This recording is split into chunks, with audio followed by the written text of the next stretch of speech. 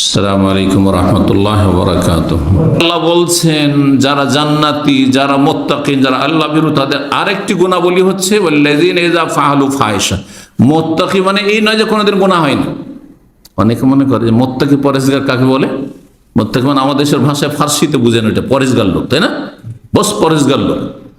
পরেজগার লোক মানে গুনাহ হয় না এমন কথা নাই। আল্লাহ বলছেন ওয়াল্লাযীনা ইযা ফাআলু ফাহিশা, মুত্তাকি ওরা যারা কোনো অশ্লীলতায় যদি লিপ্ত হয়ে যায়, গোনায় যদি জড়িয়েই যায়, গোনা হয়েই গেছে। মানুষ নিজে থেকে হোঁচট খেয়ে আছাড় খায় না, কিন্তু আছাড় বড় বড় মানুষ খেতে পারে, আমিও খেতে পারি, আপনারাও খেতে পারেন, ঠিক না? নবী সাল্লাল্লাহু আলাইহি সাল্লাম মদিনায় একদিন খচ্চরের ওপর থেকে পড়ে যাননি? হ্যাঁ, আর পড়ে গিয়ে ছাল উঠে যায়নি? হাদিস সহিহ বুখারীতে রয়েছে। কিন্তু ইচ্ছা করে গিয়ে পড়ে না, ইচ্ছা করে কি পড়ে না। তাহলে বড় মানুষও হোঁচট খেতে পারে, আছাড় খেতে পারে, কিন্তু আছাড় খেলে কি পড়েই থেকে যায় নাকি? না সাথে সাথে ওঠার চেষ্টা করে, সাথে সাথে লাফ দিয়ে উঠবে যাতে এদিক ওদিক কেউ না দেখে, তাই না? ওই রকমই ভুল হয়ে গেছে, কেউ যেন টের না পায়, তাড়াতাড়ি করে আপনি তওবা করে ইস্তেগফার করে, জি, কেউ যেন টের না পায়, আল্লাহ ছাড়া, আল্লাহ জেনেছে, কেউ না জানুক, জি। এটি হচ্ছে তওবা, আসলে ইস্তেগফার আল্লাহর কাছে। আও যালামু আনফুসাহুম, অথবা যদি কোনো জুলম অত্যাচার করে থাকে, তাহলে বোঝা গেল মুত্তাকির জুলম অত্যাচার হইতে পারে, ঘাটতিও হয়ে যেতে পারে কোনো সময়, কিন্তু যাকারুল্লাহ, সাথে সাথে আল্লাহকে বলে মনে হয়, আল্লাহকে স্মরণ চলে আসে, কি করলাম আমি, ভুল করে দিলাম, অন্যায় করে দিলাম। ফাস্তাগফিরু লিযুনুবিহিম, তারপরে গুনাহের জন্য আল্লাহর কাছে ক্ষমা চাইতে লাগে।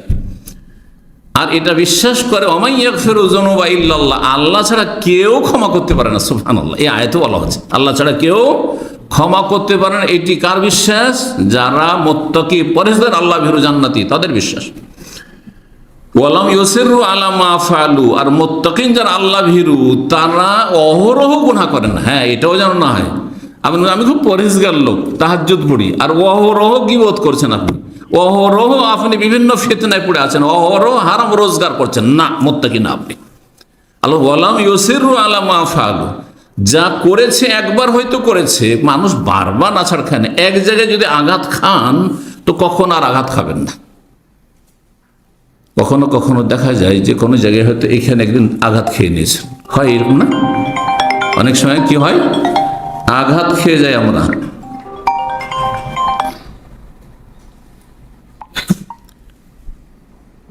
আঘাত খেয়ে সতর্ক সাবধান হয়নি।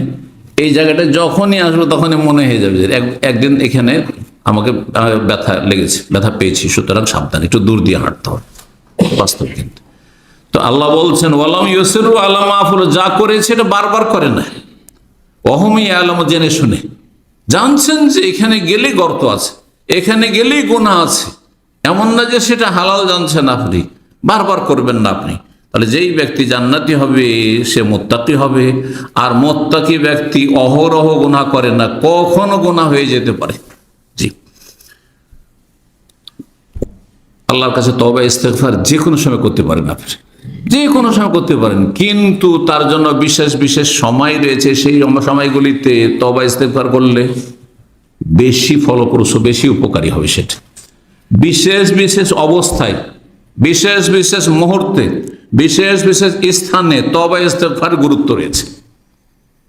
এই জন্য আল্লাহর কাছে ফরজ আদায় করলেন, ফরজ সালাত, সালাম ফিরলেন, তারপরে যেহেতু আল্লাহর কাছে কিছু নেকি পেশ করলেন আপনি, হ্যাঁ, নেকির নজরানা পেশ করলেন আল্লাহর কাছে, তখন আপনি আল্লাহর কাছে কি করছেন? হ্যাঁ, ক্ষমা চাইছেন, আস্তাগফিরুল্লাহ আস্তাগফিরুল্লাহ। কিন্তু ভাবতে পারে যে নামাজ পড়ার পরে কোন অপরাধ করে দিলেন, কোন কবিরা গুনাহ হয়ে গেল, আস্তাগফিরুল্লাহ আস্তাগফিরুল্লাহ। হ্যাঁ, আল্লাহর কাছে কিছু পেশ করলাম আল্লাহকে সন্তুষ্ট করার জন্য, এখন আরো যে ভুল ত্রুটি আছে বা এই যেটা পেশ করলাম তাতেই ঘাটতি আছে কোয়ালিটিতে, আল্লাহ তো মাফ করে দেন, আস্তাগফিরুল্লাহ আস্তাগফিরুল্লাহ আস্তাগফিরুল্লাহ। বিশেষ বিশেষ মুহূর্তে, তার মধ্যে একটি মুহূর্ত হচ্ছে রাতের শেষ তৃতীয় অংশে। সবসময় আল্লাহর কাছে ক্ষমা চাইতে পারেন, সবসময় দোয়া করতে পারেন, কিন্তু শেষ তৃতীয় অংশে আল্লাহ অত্যন্ত বান্দার কাছাকাছি হয়ে যান। যেমন হাদিসে রয়েছে সহিহ বুখারী মুসলিমের, রাসূলুল্লাহ সাল্লাল্লাহু আলাইহি ওয়াসাল্লাম বলেন ইয়ানজিলু রাব্বুনা তাবারাকা ওয়া তাআলা কুল্লা লাইলাতিন, আমাদের রব আল্লাহ তাবারাকা ওয়া তাআলা প্রতি রাতে, হ্যাঁ, নেমে আসেন। কোথায় নেমে আসেন? এলা সামাই দুনিয়া, নিকটবর্তী আকাশ। আল্লাহর নেমে আসা আল্লাহর মতো। আল্লাহ নেমে আসা, আল্লাহর কোন সৃষ্টির সাথে তুলনা করবেন না। তুলনা করাও কুফরি। আর যদি আল্লাহর নাম নেমে আসেন না, কেউ না না না না নেমে আসেন না, আল্লাহর রহমত নেমে আসে, সেটিও কুফরি। দুই কুফরির মাঝখানে হচ্ছে জান্নাতের পথ।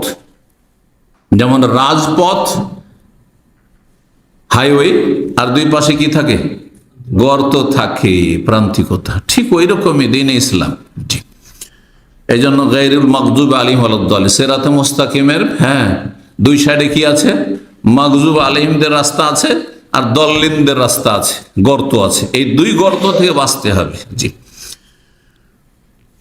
আল্লাহ রাব্বুল আলামিনের অবতরণ আল্লাহর মতো, সেটিকে অস্বীকার করলেও ঈমান থাকে না, আর সেটা আমাদের মতো বললেও ঈমান থাকে না। সাবধান। জি, কখন? হিনা ইয়াবকা সুলুসুল লাইল, যখন শেষ তৃতীয় অংশ অবশিষ্ট থাকে রাতের, সুলুসুল লাইল আখির। আর আল্লাহ কি বলেন? মাইয়াদউনি ফাস্তাজিব লাহু, কি আমার কাছে দোয়া করবে তার দোয়া কবুল করব। মাইয়াসআলুনি ফাউতিয়াহু, কি আমার কাছে চাইবে তাকে আমি দেব। মাইয়াস্তাগফিরুনি ফাগফির লাহু, কি আমার কাছে ক্ষমা চাইবে তাকে আমি ক্ষমা করব। এইভাবে আল্লাহ রাব্বুল আলামিন ডাক দিতে থাকেন। বান্দা যখন ঘুমিয়েই থেকে যায় গাফেল উদাসীন হয়ে, আল্লাহর কাছে চাই না, তখন আল্লাহ বলেন হতভাগা, অসন্তুষ্ট হন রাব্বুল আলামিন। তোমাকে সুযোগ দিলাম, তারপর সুযোগ নিলেন, হতভাগা। এখন আলোচনা করব আল্লাহর কাছে ক্ষমা চাইলে তার উপকারিতা সম্পর্কে। অনেক উপকারিতা রয়েছে, মাত্র কয়েকটি উপকারিতা আজকে বয়ান করব। প্রথম হচ্ছে, দুনিয়ার বরকত কে চান না? দুনিয়ার বরকত কে চান না? বয়সে বরকত, আল্লাহ আমাকে সুন্দর আয়ু দিক, দীর্ঘায়িত করুক, সুস্থতার সাথে রাখুক, নিরাপদ রাখুক। এগুলো হচ্ছে জীবনের বরকত। সচ্ছল রাখুক, অভাব মুক্ত রাখুক, ঋণগ্রস্ত না হয়। ইনকাম সোর্স নেই আর অসহায় হয়ে গেছে, এমনটা যেন না হয়। সবাই চাইছেন, তাই না? তো যদি আল্লাহর কাছে বরকত চান, ধন সম্পদে বরকত, ছেলে মেয়ে, তো কে চায় না যে আমার ছেলে মেয়েগুলো মানুষ হোক? সবচেয়ে বড় চিন্তা আজকাল ছেলে মেয়ে মানুষ করা। কোটি কোটি টাকা মানুষ খরচ করছে ছেলে মেয়ে মানুষ করার জন্য। তারপর অধিকাংশ লোকের ছেলে মেয়ে অমানুষ হয়ে যাচ্ছে, সব ব্যর্থ হয়ে যাচ্ছে। কেউ হয়তো ভুল পথে চেষ্টা করছে, ভাবছে দুনিয়ার উন্নতি আসল উন্নতি, যার ফলে সে ব্যর্থ। আর না হলে হয়তো দিনের ক্ষেত্রে সে চেষ্টা করেছে, কিন্তু চেষ্টা করে ফল হয়নি। আল্লাহর ফয়সালা সবকিছুর উপর। নূহ আলাইহিস সালাম যখন নিজের জাতিকে দীর্ঘ কত বছর ইসলামের দাওয়াত দিয়েছিলেন? 950 বছর, কোরআনে কারীমের ভাষায় রয়েছে। তখন তাদেরকে বিভিন্নভাবে উৎসাহিত করেছেন, বিভিন্নভাবে আকৃষ্ট করার চেষ্টা করেছেন ঈমান ইসলামের দিকে, কিন্তু পারেননি। তার একটি পয়েন্ট ছিল, নূহ আলাইহিস সালাম বলেছিলেন, ফাকুলতু, আমি বললাম তাদেরকে, আল্লাহ ইস্তাগফিরু রাব্বাকুম, তোমাদের রব আল্লাহর কাছে তোমরা ক্ষমা চাও, তওবা ইস্তিগফার করো। ইন্নাহু কানা গাফফারা, তার নাম হচ্ছে গাফফার, বড় মার্জনাকারী। ইউরসিলিস সামা আলাইকুম মিদরারা, আকাশ থেকে মুষলধারে বৃষ্টি হবে। আর বর্ষা বৃষ্টি না হলে কোন প্রাণী খেতে পাবে না, পিপাসায়, ক্ষুধায়, সমস্ত সৃষ্টি মারা যাবে। যদি দুর্ভিক্ষ নেমে আসে, মানুষ মারা যাবে, সমস্ত জীবজন্তু মারা যাবে। ইউরসিলিস সামা আলাইকুম মিদরারা, ফসল হবে, চাষাবাদ হবে, চাল ডাল আসবে। কোথা থেকে আসবে? যখন ফসল হবে না মাঠে ঘাটে, তখন ব্যবসা চলবে, দোকানপাট চলবে, কিছু সব অচল হয়ে যাবে, সব অচল হয়ে যাবে। রাজাধীরা যারা বেঁচে থাকবে, তাদের কাছে যেহেতু জাতীয় সম্পদ আছে, টাকা পয়সা আছে, তা দিয়ে কতদিন চলবে? কোথায় পাবে চাল ডাল, খাদ্যদ্রব্য ইত্যাদি, পানীয়? আল্লাহু আকবার। ইউরসিলিস সামা আলাইকুম মিদরারা, আকাশ থেকে মুষলধারে আল্লাহ বৃষ্টি দেবেন। জি, আর কি করবেন? ওয়ায়ুমদিদকুম বিআমওয়ালি ওয়া বানিন, তোমাদেরকে আল্লাহ সাহায্য করবেন, মদদ করবেন ধন সম্পদ, আমওয়াল, ধন সম্পদ দিয়ে। কে ধন সম্পদ চাই না? আজকাল অধিকাংশ মানুষের মুখ্য উদ্দেশ্য হচ্ছে পয়সা। পয়সা হলে মনে করে খুব সুখী, আরে কিছু থাক আর না থাক, খেতে পারে না, কিন্তু পয়সা আছে, মনে করছে ওতেই সুখ, হয়তো, কিন্তু সুখ শান্তি পায় না, সুখ শান্তি পায় না। ঈমান ছাড়া কোথাও সুখ শান্তি নেই, আল্লাহ ভীরুতা ছাড়া কোথাও সুখ শান্তি নেই, আল্লাহর সাথে সুসম্পর্ক ছাড়া কোনো সুখ শান্তি নেই, মনে রাখবেন। আর কি? ওয়াবানিন, আর সন্তান সন্ততিও দেব। বানিন মানে ছেলে সন্তান, কিন্তু উদ্দেশ্য শুধু ছেলে সন্তান নয়। মানুষের স্বভাব হচ্ছে মেয়ে সন্তানের চাইতে বেশি ছেলে সন্তানকে প্রাধান্য দিয়ে থাকে। ছেলে সন্তান বেশি উপকারী হবে, থাকবে, হ্যাঁ, আমার পাশে দাঁড়াবে, বার্ধক্যের লাঠি হিসাবে, এইসব কথা চিন্তা করে, সেই জন্য আল্লাহ বলেছেন। কিন্তু কখনো কখনো ব্যতিক্রম হয়। এই জন্য আল্লাহ কোরআনে এটাও বলেছেন, আবাউকুম আবনাকুম লা তাদরুনা আইয়ুহুম আকরাবু লাকুম নাফা। তোমাদের বাপ দাদা তোমাদের জন্য বেশি উপকারী হবে না ছেলে মেয়ে উপকারী হবে, কেউ জানো না।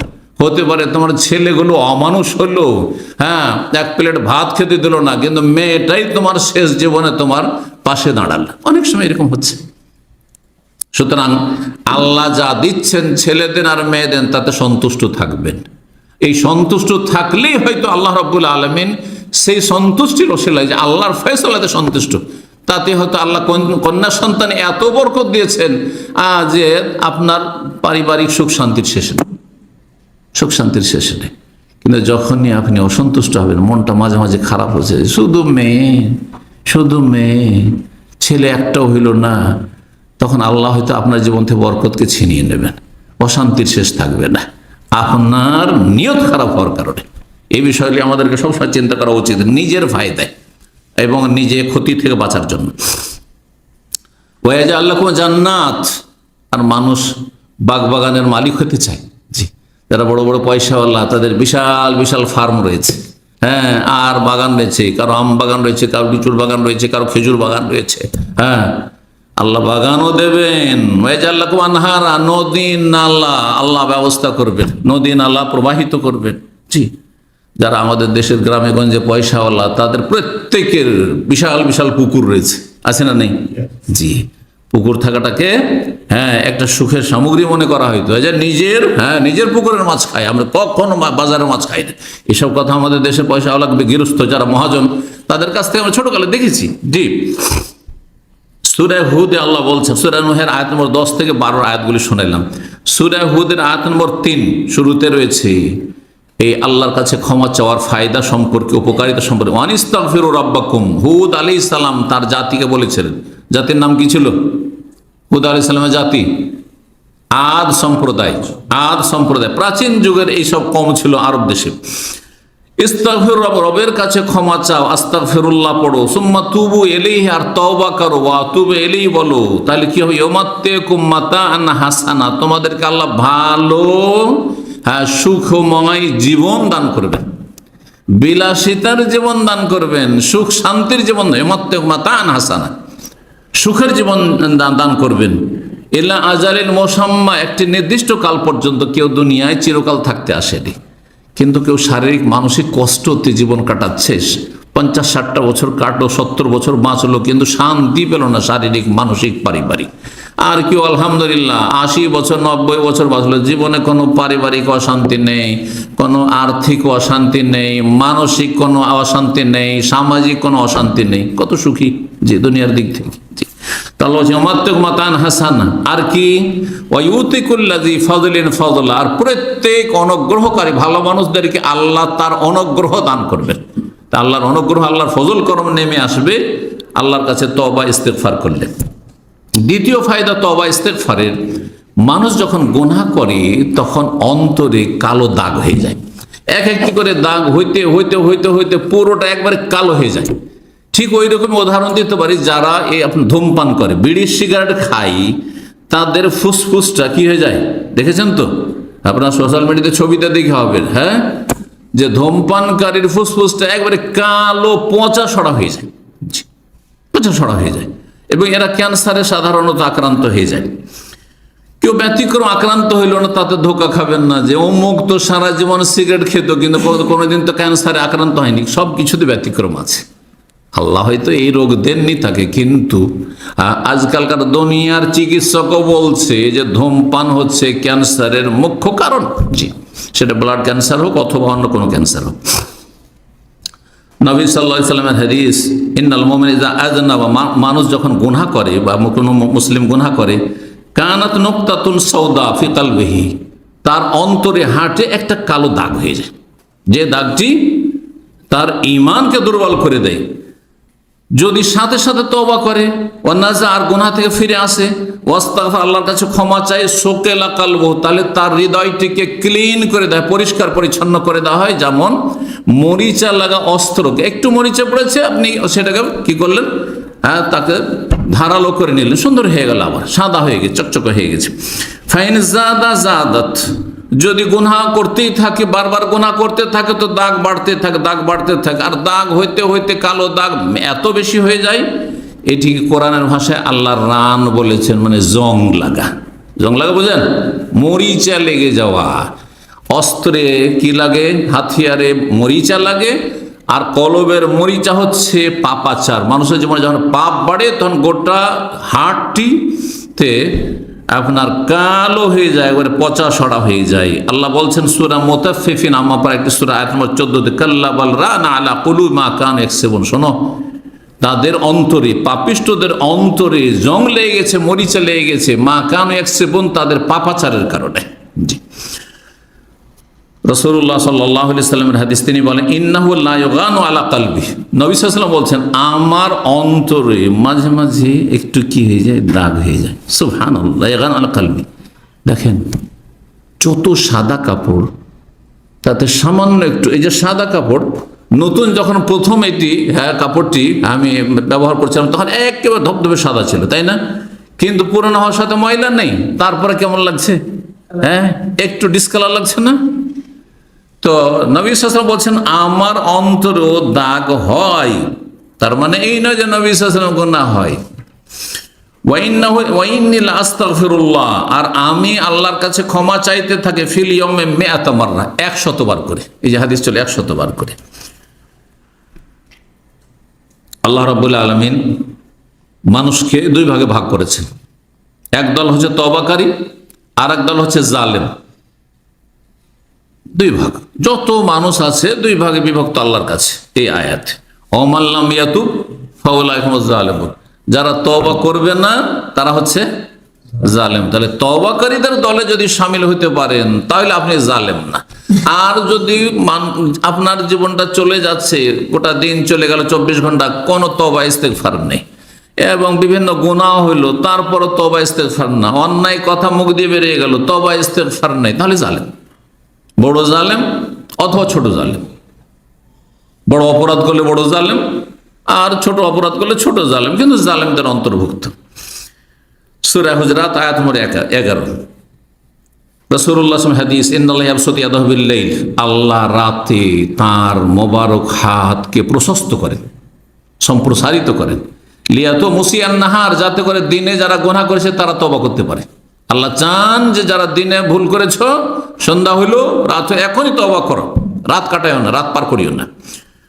আর কি করেন বলছেন, ওয়ায়াবসুতু ইয়াদাহু বিন-নাহার, দিনের বেলাও আল্লাহ হাতকে সম্প্রসারিত রাখেন, লিয়াতু মুসিউল লাইল, যারা রাতে গুনাহ করেছে, সকাল হয়েছে, তাড়াতাড়ি করে তওবা করে নাও, হাত্তা তাতুলু আশ-শামসু মিন মাগরিবা, যতক্ষণ পর্যন্ত পশ্চিম দিক থেকে সূর্য না উদয় হচ্ছে ততক্ষণ তওবার দরজা খোলা আছে। তাহলে তওবা দরজা কখন বন্ধ হয়ে যাবে? সমস্ত বিশ্বের মানুষের সামনে, যখন পশ্চিম দিক থেকে হঠাৎ করে সূর্য উঠে যাবে। আর প্রতিটি মানুষের ক্ষেত্রে তওবার দরজা বন্ধ হবে কখন? যখন আমি মালাকুল মউতকে দেখে নেব। মালাকুল মউত চলে এসছে, এখনো আপনার রূহ বেরিয়ে চলে যায়নি, রূহ আছে কিন্তু দেখতে পাচ্ছেন, এক্ষুনি বের করে নেবে। এখন হয়তো আপনার তওবার বলার সুযোগ আছে, কিন্তু তওবার দরজা বন্ধ হয়ে গেছে, তওবার দরজা বন্ধ হয়ে গেছে। কারণ আর দুনিয়ার জগৎ না, আপনি আখিরাতের জগৎ দেখে নিয়েছেন, মালাকুল মউতকে আপনি প্রত্যক্ষ করে নিয়েছেন, দেখতে পেয়ে নিয়েছেন। এই জন্য ফেরাউন কিন্তু তওবা করেছিল কখন? যখন দেখছে এখন মরণ নিশ্চিত, আযাবের ফেরেশতাকে দেখে নিয়েছে আর ডুবছে, ধ্বংস হচ্ছে। আল্লাহ কি বলছে, আল্লাহ এখন তওবার সময়, ওয়াকাদ আসাইতা কাবলু, সারা জীবন তুমি এইরকম নাফরমানি করতে থাকলে, ওয়া কুনতা মিনাল মুফসিদিন, আর ফাসাদ সৃষ্টি করলে, বিশৃঙ্খলা সৃষ্টি করলে, কত অশান্তি করলে।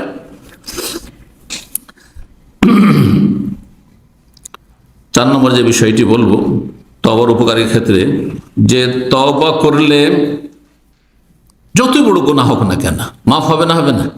অনেকে মনে করেন যে এত বড় পাপী আমি, আল্লাহকে মাফ করেন, আমি খুনি, কি আল্লাহকে মাফ করবেন? আমি এত বড় অন্যায় করেছি, এটা কি আল্লাহ মাফ করবেন? সব গুনাহ আল্লাহ মাফ করতে পারেন, কিন্তু মাফ নেওয়ার মতো আপনার যোগ্যতা থাকতে হবে, আপনার অন্তরে সততা থাকতে হবে। কোরআনে কারিমের দলিলগুলি বলি। কাফেরদের সম্পর্কে আল্লাহ বলছেন সূরা আনফাল আয়াত নম্বর 38, আল্লাহ বলছেন কুল্লিল্লাযিনা কাফারু, হে নবী যারা কাফের মক্কার আবু জাহাল, আবু লাহাব, উতবা, শাইবা, রবিয়া, ওলীদ, বড় বড় কাফের নেতা, এদেরকে বলে দাও ইয়ান্তাহু, এখনো যদি তারা পাপ থেকে ফিরে চলে আসে, পাপকে বন্ধ করে, ইয়ান্তাহু এখনো যদি বিরত হয়ে যায় পাপ থেকে, ইউগফার লাহুম মা কাদ সালাফ, তাহলে অতীতে যত অপরাধ সব মাফ। বদরে এরা জুলম অত্যাচার করেছে মাফ, ওহদে জুলম অত্যাচার করেছে মাফ, যা কিছু করে সব মাফ, এখনো সুযোগ আছে। আল্লাহু আকবার। ইয়ান্তাহু ইউগফার লাহুম মা কাদ সালাফ ওয়া ইয়াউদু, আর যদি আবার অপরাধের দিকে ফিরে, তাহলে ফাকাদ মাদাত সুন্নাতুল আউয়ালিন, তাহলে প্রাচীন যুগে যারা ধ্বংস হয়েছে তাদের ইতিহাস তাদের সামনে আছে, ওই রকমই তারা ধ্বংস হবে। এমনকি আল্লাহ রাব্বুল আলামিন তাদেরকেও ক্ষমা করার জন্য ডাকছেন যে ক্ষমা করব, ক্ষমা চাও, যারা নবী রসুলের খুনি, সাধারণ লোকের খুনি না, সাধারণ মুসলিমের খুনি নয়, বরং তার আম্বিয়া রসুলকে যারা খুন করেছে তাদেরকে তওবার দিকে আহ্বান করছেন। আর যারা কাফের ছিল, এক আল্লাহ বিশ্বাসী ছিল না, তারা বলতো তিন ইলাহ রয়েছে, তিন মাবুদ রয়েছে, তারা বলতো ইন্নাল্লাহ সালিসু সালাসা, এইরকম হচ্ছে ইন্নাল্লাহু আল মাসিহু ইবনে মারিয়াম, মারিয়াম পুত্র মসিহ হচ্ছে আল্লাহ, তিনি হচ্ছেন উপাস্য, সান অফ গড। তাদেরকেও আল্লাহ তওবার দাওয়াত দিচ্ছেন, ইস্তিগফারের দাওয়াত। সূরা মায়েদার আয়াত নম্বর 74 আল্লাহ ইরশাদ করছেন আফালা ইয়াতুবুনা ইলাল্লাহি ওয়া ইস্তাগফিরুনা, তারা কি আল্লাহর কাছে তওবা করবে না, আল্লাহর কাছে ক্ষমা চাইবে না? এখনো সুযোগ আছে। আল্লাহু গফুরুর রহিম, আল্লাহ বড় মার্জনাকারী, বড় দয়ালু।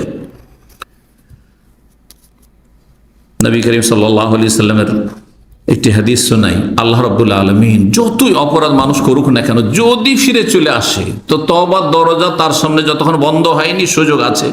আনাস মালিক রাদিয়াল্লাহু তাআলা বর্ণিত, তিনি বলেন সামি'তু রাসূলুল্লাহ সাল্লাল্লাহু আলাইহি ওয়াসাল্লাম ইয়াকুল, আমি রাসূলুল্লাহ বলতে শুনেছি, কাল আল্লাহ তাবারাক ওয়া তাআলা, মহান আল্লাহ তাবারাক ওয়া তাআলা বলেছেন হাদিসে কুদসি, ইবনা আদম, হে আদম সন্তান, ইন্নাকা মা দাউতানি ওয়া রাজাউতানি, তুমি যত দোয়া করবে, যত আল্লাহর কাছে আশা রাখবে, শোনো, গাফারতু লাকা, আমি মাফ করব, আলা মা কানা বিফিক, যতই অপরাধ তোমার থাক না কেন, ভুল ভ্রান্তি গুনাহ থাক না কেন, ওয়ালা ওবালি, আমি পরোয়া করি না। কারো ভয় আছে? দুনিয়ার শাসকদের ভয় আছে যে এত বড় অপরাধীকে যদি ছেড়ে দিই তো আমাকে অনেক সময় সমস্যার সম্মুখীন হইতে হবে। আমার মন্ত্রী পরিষদ তখন ভেটো দিবে, অথবা আন্তর্জাতিক চাপের মুখে পড়বো। কিন্তু আল্লাহর ক্ষেত্রে কি আছে কিছু? ওয়ালা ওবালি, কোনো পরোয়া করি না। তো তারপর ইবনা আদম, হে আদম সন্তান, লাউ বালাগা যুনুবুকা আনানাস সামা, তোমার গুনাহ পাপ, এত পাপ করেছে আকাশের মেঘ পর্যন্ত পৌঁছে গেছে। সুবহানাল্লাহ, এত পাপ করেছে। সুম্মা ইস্তাগফারতানি, তারপরে যদি আমার কাছে ক্ষমা চেয়ে নাও, গাফারতু লাকা, তোমাকে আমি মাফ করে দেবো, ওয়ালা উবালি, কোনো পরোয়া করি না। ইবনা আদম, হে আদম সন্তান, ইন্নাকা লাউ আতাইতানি বিকুরাবিল আরদি খাতায়া, তুমি জমিন ভর্তি করে গুনাহ নিয়ে আসো, কিন্তু হাসর মাঠে নিয়ে গেলে হবে? মরণের সময় জমিন ভর্তি গুনাহ নিয়ে গেলে হবে? কাবিরা গুনাহ নিয়ে গেলে হবে? একটি গুনাহ না, মোটেই না। লাউ আতাইতানি বিকুরাবিল আরদি খাত, জমিন ভর্তি গুনাহ নিয়ে এসে যদি তওবা করার সুযোগ পেয়ে যাও, তওবা করো। সুম্মা লাকিতানি, আর আমার সাথে সাক্ষাৎ করো, লা তুশরিক বি শাইআ, আল্লাহর সাথে শিরিক করনি, কুফরি করনি, নাস্তিকতায় লিপ্ত হওনি, ঈমান ভঙ্গ করনি, বরং তৌহিদ তোমার ঠিক আছে, আর আল্লাহর কাছে ক্ষমা চাই, না তাই তোকে বিকুরাবিহা মাগফিরাহ, তাহলে তোমার কাছে আমি জমিন ভর্তি মার্জনা নিয়ে হাজির হব। হাদিস তিরমিজিতে রয়েছে, আল্লামা আলবানী রাহিমাহুল্লাহ হাদিসটিকে হাসান বলেছেন, 4338 নম্বর হাদিস সহিহুল জামের। 5 নম্বর সর্বশেষ তওবা ইস্তেগফার উপকারিতা বলবো। যারা তওবা ইস্তেগফার করবেন, দুনিয়ার আখিরাতের সার্বিক উপকারিতার গুরুত্বপূর্ণ একটি উপকারিতা, সেটা হচ্ছে আল্লাহর আযাব থেকে বেঁচে থাকবেন। দুনিয়াতে আল্লাহ আযাব দিয়ে ধ্বংস করে, এমন ভাবে ধ্বংস করবেন না যে আপনি শেষ, আপনার পরিবার শেষ, আপনার ধন সম্পদ শেষ, বাড়িঘর শেষ, সব শেষ, এমন করবেন না আল্লাহ। যেই জাতি তওবা ইস্তেগফার করে সেই জাতিকে আল্লাহ এইভাবে সমূলে ধ্বংস করে দেবেন না, একবার পুরোটাই শেষ, এমনটা করবেন না। আর আখেরাতে ধ্বংস হওয়া হচ্ছে কি, জাহান্নামে চলে গেলেন, এটা হবে না। চিরকাল কবর আযাব থেকে গেলে এমনটা হবে না। ঈমান ভঙ্গ করে কাফের মুরতাদ হয়ে চলে গেলেন, এমনটা হবে না। এই মর্মে একটি আয়াত সূরা আনফাল আয়াত নম্বর 33 স্পষ্ট আয়াত। রব্বুল আলামিন আল্লাহ বলছেন, ওমা কান আল্লাহু লিয়ুআযিবাহুম, আল্লাহ আযাব দেবেন না, ওয়া আনতা ফীহিম, যতদিন হে নবী তুমি তাদের মাঝে বেঁচে আছো। তাহলে একটি নিরাপত্তা ছিল এমন জামানায় যখন আমরা ছিলাম না, সাহাবায়ে কেরামদের জামানায়। বোঝা গেছে না? আর তারপরে নবী সাল্লাল্লাহু আলাইহি সাল্লাম যখন দুনিয়া থেকে বিদায় নিলেন, ইন্তেকাল করলেন, তখন এই দরজা বন্ধ হয়ে গেছে। আল আমনুল আউয়াল, প্রথম যেটি সিকিউরিটি, নিরাপত্তা, সেটি চলে গেছে, সেটি হাতছাড়া হয়ে গেছে। দ্বিতীয়টি আমাদের কাছে আছে, ওমা কানাল্লাহু মুআযযিবাহুম, আল্লাহ আযাব দেবেন না মানব জাতিকে, ওয়াহুম ইস্তাগফিরুন, তারা যদি আল্লাহর কাছে ক্ষমা চাইতে থাকে। প্রতিদিন যা কিছু ভুল হচ্ছে আল্লাহর কাছে যদি ক্ষমা চেয়ে নেন, ভুল হচ্ছে কিন্তু সাথে সাথে ক্ষমা। রাস্তায় চলতে গিয়ে কোন একটা খারাপ কথা মুখ দিয়ে বেরিয়ে গেল, সাথে সাথে তওবা পড়েন, অভ্যাস করে নেন। কারণ অনেক সময় আমাদের জবান খারাপ কথা বলতে যখন অভ্যাস হয়ে যায়, বিশেষ করে যারা গাড়ি চালান, আপনার মন মেজাজের উল্টো পাল্টা আপনাকে রাস্তায় দিচ্ছে না, ধরেন আর রাগ উঠেছে, হ্যাঁ, অনিচ্ছাকৃত জবান দিয়ে খারাপ কথা বেরিয়েছে, গাল বেরিয়ে গেছে, সাথে সাথে তওবা পড়েন। আপনি সাথে সাথে তওবা করুন, দেখবেন যে এর রিয়াকশন হবে না, গুনহার পরিণাম খারাপ হবে না, যে আপনি অ্যাক্সিডেন্টের সম্মুখীন হয়ে যাবেন। কারণ আপনার যদি পাপ বাড়তে থাকে, এরকম অন্যায় কথা বলছেন, অন্যায় কাজ করতে আছেন, গুনাহ করতে আছেন, যে কোনো জায়গায় বালা মুসিবত আসতে পারে। এই বালা মুসিবত থেকে বেঁচে থাকবেন, দুনিয়ার আযাব থেকে বেঁচে থাকবেন, আর আখিরাতের আযাব থেকে বেঁচে থাকবেন, জাহান্নামের আযাব থেকে বেঁচে থাকবেন। ওমা কানাল্লাহু মুআযযিবাহুম ওয়া হুম ইস্তাগফিরুন, আল্লাহ আযাব দেনেওয়ালা নন যদি তার আল্লাহর কাছে ক্ষমা চাইতে থাকে। আল্লাহ রাব্বুল আলামিন যেন এই বিষয়গুলি বুঝার আমাদের